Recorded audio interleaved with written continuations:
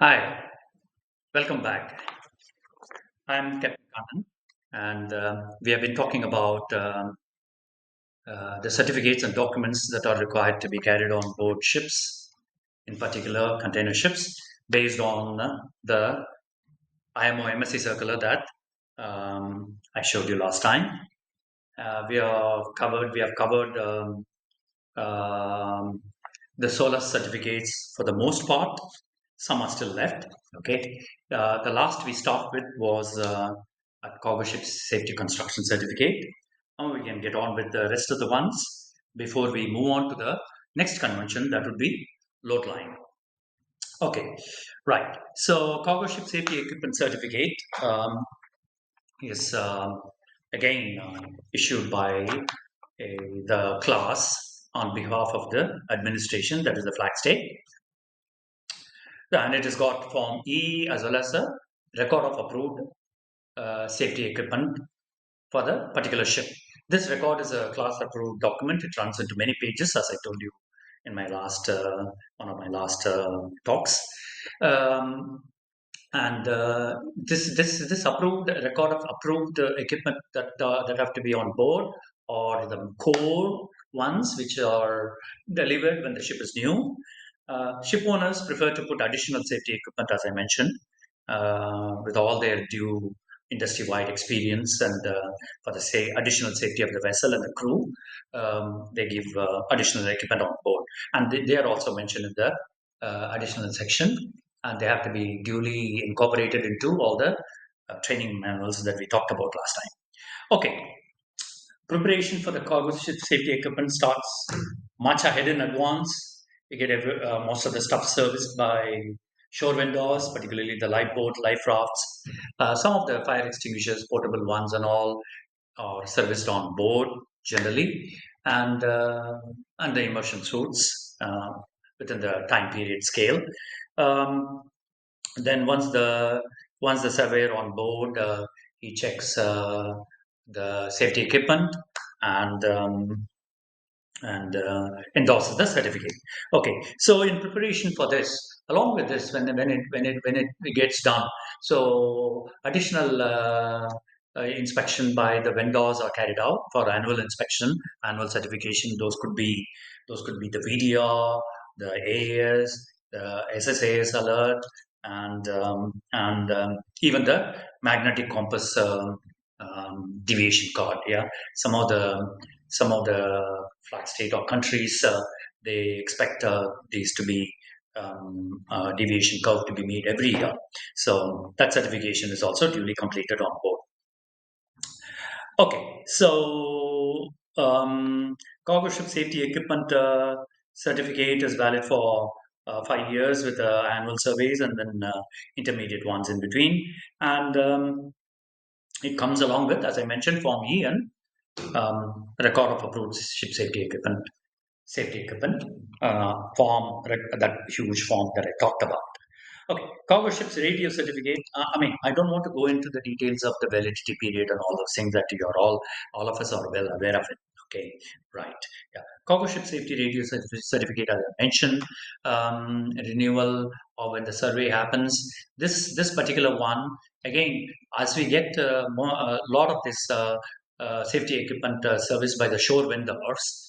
Similarly, an authorized radio company, which is in the list of the classification society, is engaged to test all the GMDSS equipment.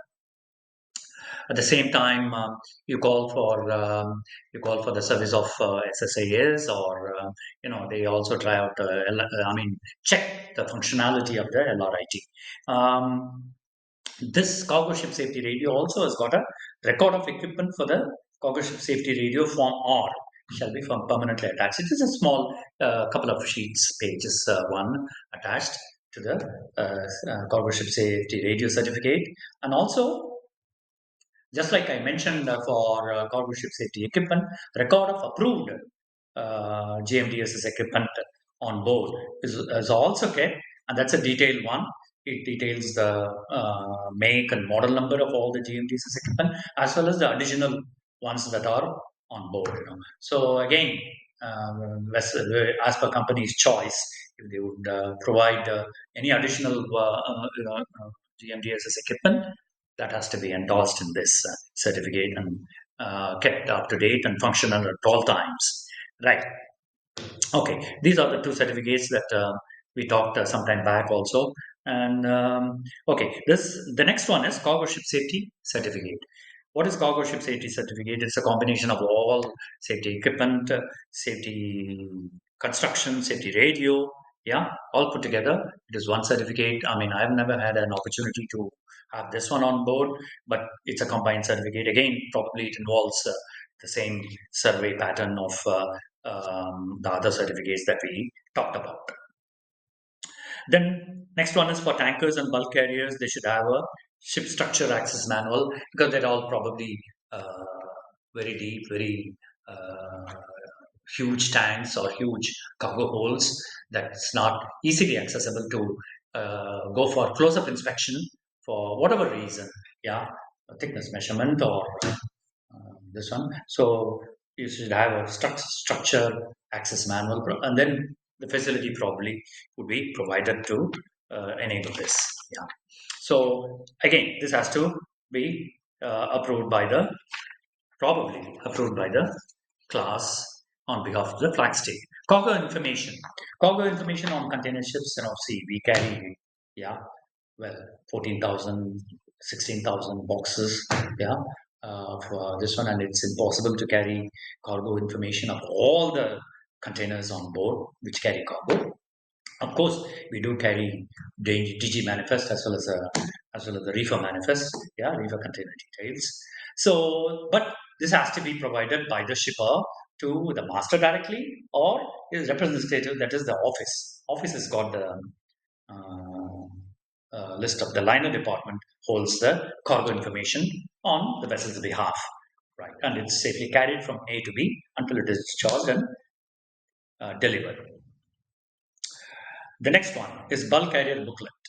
Bulk carrier booklet, came about. Well, it has been quite some time that I sailed on a bulk carrier. That the last 20-25 years I've been on container ships, but the bulk carrier had started having their own problems in the 90s. I think mid 90s or early 90s that they were breaking up, right? So there used to be bulk carrier casualties.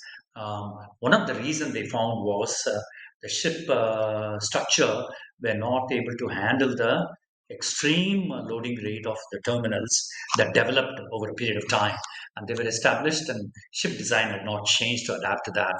And then so they started facing problems structurally, and then that led to casualties. So probably this came about after that. IMO came out with the bulk carrier safety booklet. What is it? To enable the master to prevent excessive stress in the ship structure, the ship loading and unloading solid bulk cargo shall be provided with a booklet referred to in the administration SOLAS regulation. Yeah. So again, it is a class approved document, I believe, and it should be kept on board and referred for our operational requirements.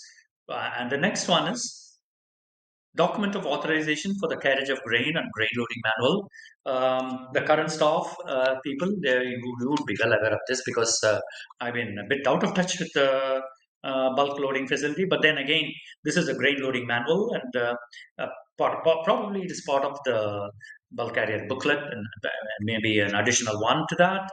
Yeah. So what does it do? Why do we need that? The grain loading manual provided to shall be provided to enable the master to meet the stability requirements of the code.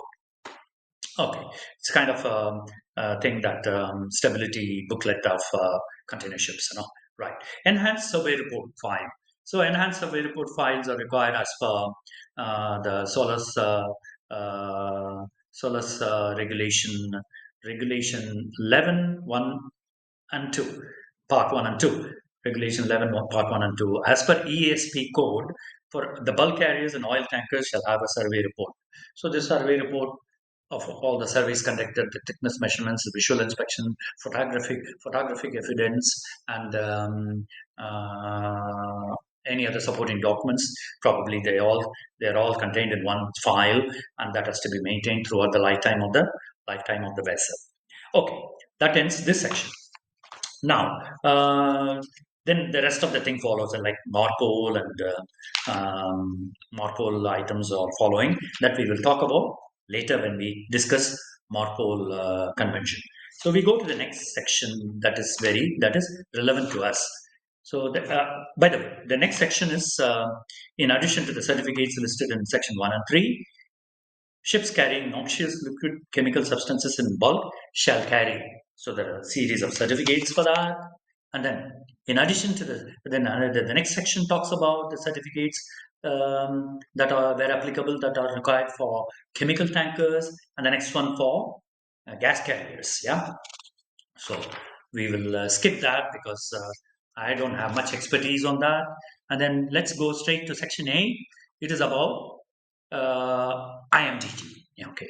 In addition to the certificates listed in the cargo ship, the documents and other things that we talked about, any ship carrying dangerous goods shall carry a document of compliance with the special requirements for ships carrying dangerous goods. Administration shall provide the ship with an appropriate document. Yeah, for this to deal with the particular compartments where it is to be carried have to be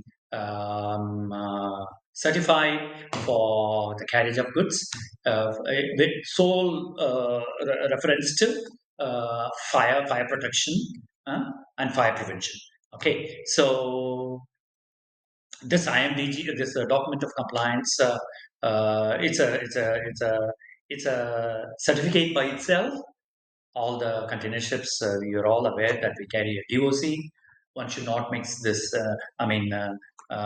mix up this COC, DOC with the DOC for ISM code, that is for the office certification, office audit, and office implementation of the ISM code. Okay, document of compliance is there. And then we have any ship carrying dangerous goods in package form shall carry transport information. Now, IMDG cargo has to have transport information, including the DG manifest and stowage plan. It's very clear. Ship should not sail until we get the total manifest, stowage plan, correctly stored as per IMDG code, all the segregation and the distances apart, compartments apart, all are complied with as per class of the IMDG code and as per the document of compliance. Yeah. So this is a copy of the DG manifest. Current DG manifest is always displayed in the ship's office as you all know, on the bridge. And suggest to include a copy of it to the fire plan which is there on either side along with the crew list. Put on copy inside that also if needed. Okay, right. So this DG list, that's one interesting aspect to this. Yeah. So a copy of one of these documents shall be made available before departure to the person or organization designated by the postate authority. Okay. So a copy of this manifest, probably for the ship to get a port clearance, the agents on vessel's behalf will submit the DG manifest and along with the other documents for outward clearance. So, and also, as happens and as everybody knows, the list of documents that we send to the next port, this is one among the list of documents that we need to forward to the next port so that our formalities are clear, ship is ready to call that port. Yeah, we send the DG list also to the next port of call. Okay, so that's generally worldwide. That is the norm, except probably the United States. They have something like pre-arrival notification. Should be done at least before 96 hours before arrival, called notice of arrival, e-notice of arrival. And part of it, there are a lot of sections like crew list and everything else, and ISPS verification, ISM authority, etc. And one of the section is the dangerous goods. So they call this one. They don't want the whole list of dangerous goods to be submitted. They have something called, as per their Federal Register, Code of Federal Regulations.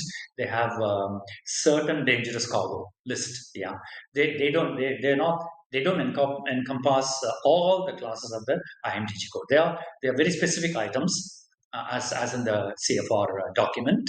And if you carry that on board, that has to be declared in that particular 96-hour form that is to be submitted to the authorities. So that's the IMDG code. IMDG. So it's a very critical topic on board container ships. Yeah, a lot of incidents happen. Unfortunate incidents happen due to carriage of these dangerous goods on board. So we have to be meticulous and implement this to the strictest order. There's no leeway. We should have everything in order, properly stored. Documents are in place, and it is monitored. And in like good, it is delivered at the next port safely. Yeah. So that is until number 9 of the section. Okay, then it talks about, we go to the next section of the certificate, that is for ships carrying INF irradiated nuclear fuel cargo shall carry. So let's skip that. Let's skip the next one also. The nuclear ship shall carry. And then the next one, in addition to this, where applicable, ships using gases or other low flash point fuels shall carry. Yeah, okay. Now we come to the thing which affects the container ships, because a lot of new deliveries are coming out with the alternate fuel LNG, and probably they have to comply with this number 13 of the certificate list, section number 13 of the certificate list. What is it? In addition to the certificates listed in section 1, 2, and 3 above, where applicable, ships using gases or other low flash point fuels shall carry maintenance procedures, emergency procedures, and operational procedures for this plant, which is there for the as a for the propulsion of the machinery as fuel. Okay, so I have not had the opportunity to sail in one of those vessels, so let's skip that. And then it follows other certificates and documents which are not mandatory. So among the other certificates and documents which are not mandatory as per this list, the last one is the noise survey report. So they suggest a noise survey report to be made for the existing ships also. They suggest it's not mandatory. This noise survey report that I talked about in my previous session, it involves fitting sensors all around the inside the accommodation, engine room, and measuring the noise level, which is at a safe level for the staff on board. Okay, so now we come to the end of the SOLAS certificates as required by this IMO circular. So in my write-up, so that's I told you about the various conventions that I have written, and then under each convention some peculiarities. We can move on to the next convention after SOLAS, and I'll get on to the load line convention. Okay. Now, this is an interesting one. Yeah, load line convention, as you all know, we get load line certificate. We get a huge document called record of conditions of assignment. Yeah. So before we go into that, I want to reiterate here that there is a close relationship between load line and SOLAS. SOLAS, yeah, like as I've written in my write-up, and as it is there in SOLAS, and it is implemented. Yeah, SOLAS, everything before it starts, all the chapters. The chapter 2 on structure of ships talks about this way: structural, mechanical, and electrical requirement of a ship are designed, constructed, and maintained by the classification society, which is recognized by the administration. That is the flag state of the ship. Period. So they have to be designed, constructed, and maintained, yeah, throughout their lifetime. So that is very clear by classification society. In very similar terms, load line also talks about the same thing. Yeah, what does it say?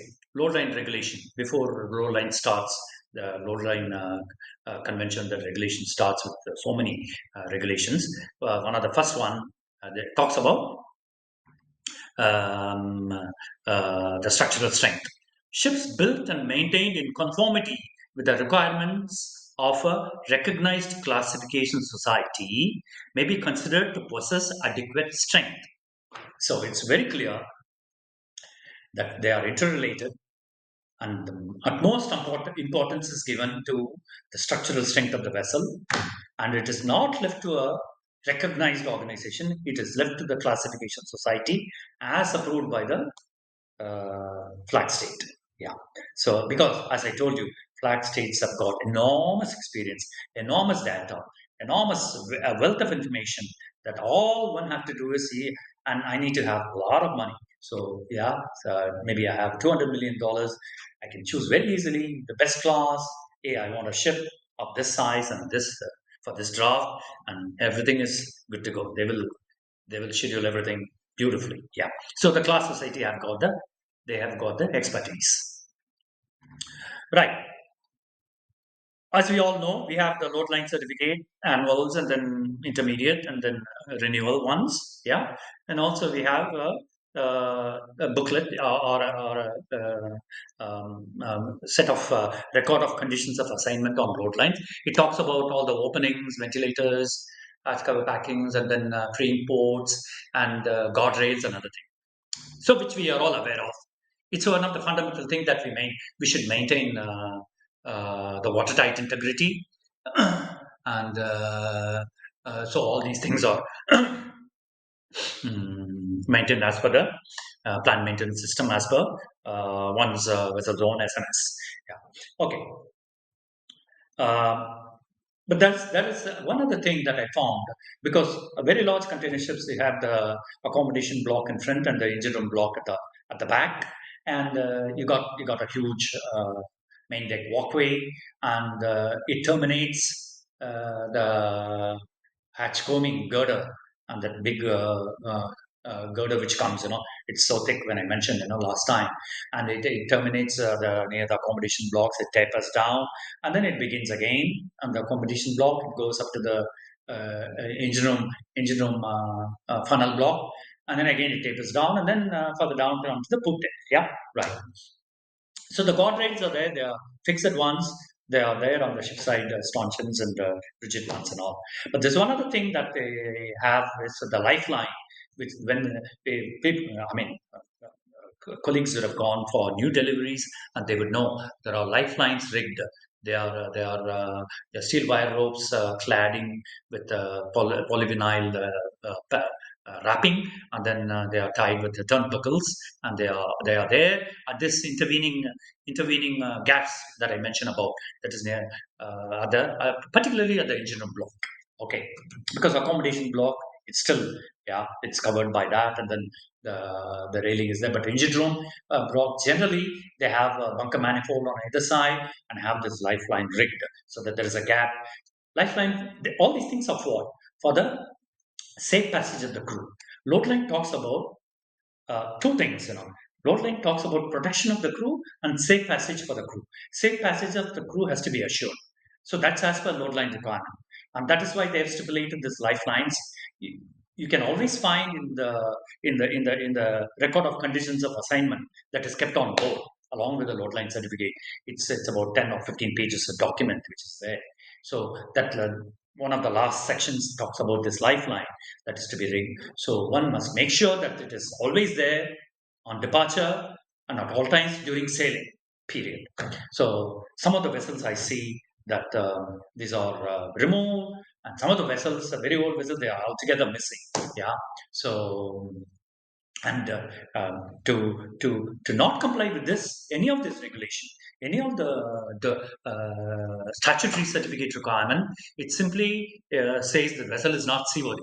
Period. So we must make sure that the lifeline is rigged without fail, and it is taken care of. It has to be periodically renewed because it is exposed to the weather. It may weather out. Yeah. Okay. So there are lifelines. Now, there's another thing I talked about is the safe passage of the crew. That's one of the lifeline is one. There's another aspect, the load line conditions of assignment chapter. There are many regulations for the conditions of assignment in the chapter. And one of the regulations, there are two regulations concerning the safety of the crew. One is protection of the crew, one is the safe passage for the crew. Now, the safe passage of the crew has got other thing. Safe passage means what? From their living quarters, we should be able to go forward, should be able to go off safely. In rough weather, we go through the underdeck passage, right? It's very clearly mentioned this underdeck passage is also a safe passage for the crew to access the forward part and then the after part of the vessel. You've got watertight doors, and then you can get onto the bosun's door or come out onto the poop deck, or you can go to the engine room, right? There are two things on this underdeck passage that I would like to stress about. One is this underdeck passage should not be. We should always maintain it neat and clean and without any obstructions. That means this is not the place to store anything in the underdeck passage. Yeah. So of course you have reefer panels, reefer circuit board panels, frequent intervals, and you have mats as required by them. Other than that, it should be clean and neat, nothing to be stored anywhere on the underdeck passage. It's not allowed. If you store, then we are not complying with the regulation. And then, if you don't comply with the regulation, we are statutorily, we are not seaworthy. So that's one thing. Secondly, this underdeck passage, as per the load line talks about a lot of things like freeboard deck, uppermost continuous freeboard deck. So generally on container ships, it's the underdeck passage or one deck below, yeah, and then the compartments are ballast tanks or there below on the side tanks, and then goes to the double bottom. Yeah. So this and then they have since the length is very long under deck passage, right, from the poop deck until the forward part. So you've got watertight doors in between, almost aligning with the watertight bulkheads. So it's an extension of that, the bed frame, and then there are watertight doors. And then there are watertight doors connecting the cargo hold. You can even get onto the inside the cargo hold. There's a watertight door, go to the engine room. We must make sure there's all these watertight doors before we sail out. They have to be shut tight. All the watertight doors have to be closed. Then only we maintain the watertight integrity as required by the conventions, and then only we are seaworthy. So, for very practical day-to-day operations, we go through that. We do some maintenance, or as I said, on a large container ship, there is an access way from the accommodation to go to the underdeck passage. The lift lands there at the second deck, and then you can go to the underdeck passage to go to the engine room. It's really hard for the engineers on a very regular daily basis to open this.